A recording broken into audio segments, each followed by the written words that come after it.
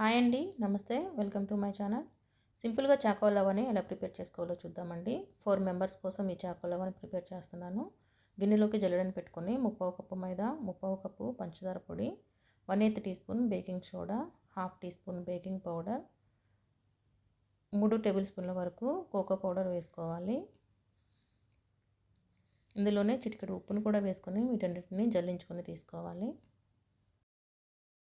వీటన్నిటిని కూడా ఇలా జల్లించుకున్న తర్వాత ఇందులో 3 టేబుల్ స్పూన్ల సన్ఫ్లవర్ ఆయిల్ వేసుకొని ముప్పావు కప్పు పాలని కొంచెం కొంచెంగా యాడ్ చేసుకుంటూ వీడియోలో చూపిస్తున్న కన్సిస్టెన్సీ వచ్చేలాగా బ్యాటర్ని కలుపుకోవాలి.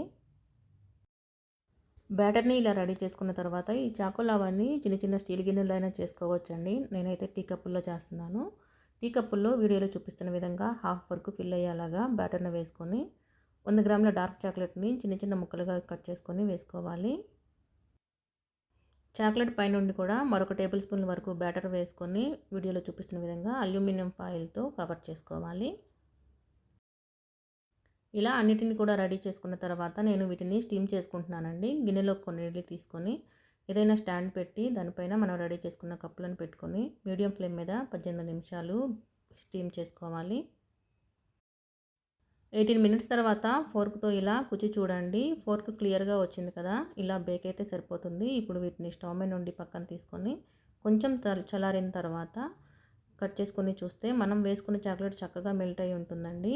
ఇంతేనండి, చాకో లవ్వ ఈజీగా ప్రిపేర్ చేసుకోవచ్చు. ఈ వీడియో మీకు నచ్చినట్లయితే వీడియోని లైక్ చేయండి, షేర్ చేయండి. Thanks for watching.